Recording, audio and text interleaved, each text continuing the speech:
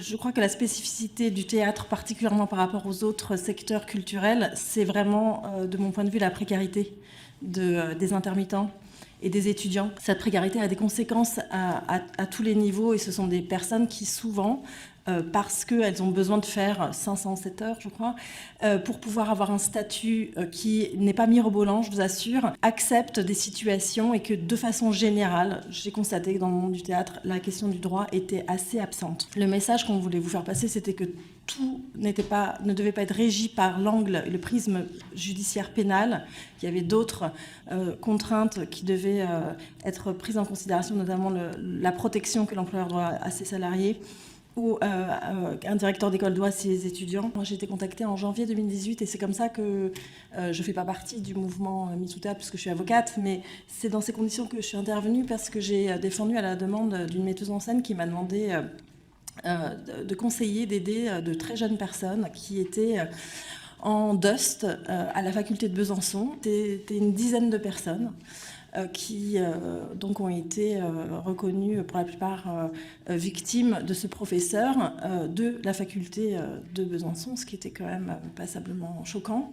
Donc il a été condamné à une peine de 4 ans d'emprisonnement, dont 2 ans de sursis probatoire en 2020, confirmé par la Cour d'appel en 2021, et la Cour d'appel a ajouté 2 peines complémentaires qui sont intéressantes, qui sont une peine complémentaire d'interdiction d'enseigner et une peine complémentaire d'interdiction de mettre en scène, ce que je n'avais jamais vu, donc ce qui, dans le cadre particulier du théâtre, était à signaler. Et ce sont de très jeunes personnes qui n'ont pas les moyens, qui n'ont pas forcément, tout le monde n'a pas accès facilement à un avocat, et donc ces jeunes femmes, surtout, se sont donné mon téléphone, et c'est comme ça que je suis intervenue de plus en plus. Et à l'heure actuelle, puisqu'on parle de chiffres, j'ai à peu près une vingtaine de dossiers à mon cabinet qui concernent des faits relatifs au MeToo Théâtre de façon globale. Ce que je voudrais vous dire, c'est que initialement, c'était uniquement des dénonciations de faits à caractère sexuel, mais que aujourd'hui, ce que je constate dans les dossiers, c'est que de plus en plus d'autres types de faits tout à fait répréhensibles sont dénoncés,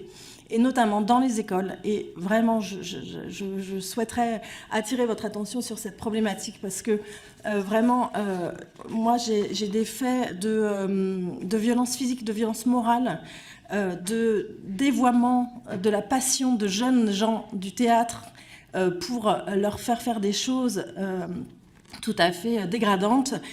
J'ai du travail dissimulé et des dérives sectaires. Donc c'est vraiment, voilà. Aujourd'hui, je pense que le MeToo Théâtre ne se limite pas, même si ça a été le cœur, mais ça ne se limite pas à la sphère sexuelle. Ce sont des comportements qui sont tout à fait problématiques, également autres. Également, je voudrais qu'on parle de l'alcool, des drogues, aussi de l'utilisation de ces toxiques pour une désinhibition qui amène aussi beaucoup de fêtes, beaucoup de mélange des genres, de professeurs qui vont boire des verres jusqu'à point d'heure, qui ne boivent pas mais qui font boire des jeunes, tout jeunes majeurs, qui leur font en fait penser qu'ils sont tout puissants, et que ce sont des jeunes qui sont suggestibles. Il faut savoir qu'il y a très peu de place. Pour les écoles nationales, c'est une sélection encore plus drastique que l'ENA. Donc c'est vous dire à quel point il y a peu de place, et que ces jeunes, ils pensent qu'en fait, s'ils font...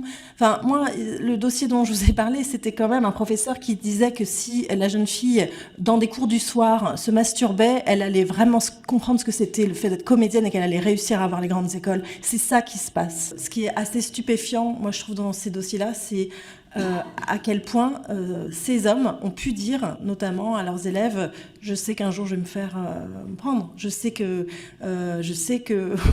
ou eux-mêmes donnent des éléments à la jeune fille qui les accablent. C'est assez stupéfiant, comme la conscience est très nette. Sur les coordinateurs d'intimité, c'est évidemment une très bonne initiative. Après, il va falloir trouver l'argent, parce que déjà les créations sont exsangues, elles se elles se font de moins en moins parce qu'il y a de moins en moins d'argent dans la culture et le théâtre, et que dès lors, il va falloir budgétiser ça, mais c'est une très bonne idée, évidemment. Et enfin, sur les élèves, moi j'ai un peu honte, je vous avoue, de me dire qu'en fait, ce sont les élèves eux-mêmes qui se préviennent d'école en école. Attention, il y a un tel qui arrive, attention, qui se font des groupes WhatsApp de prévention. C'est un peu la honte.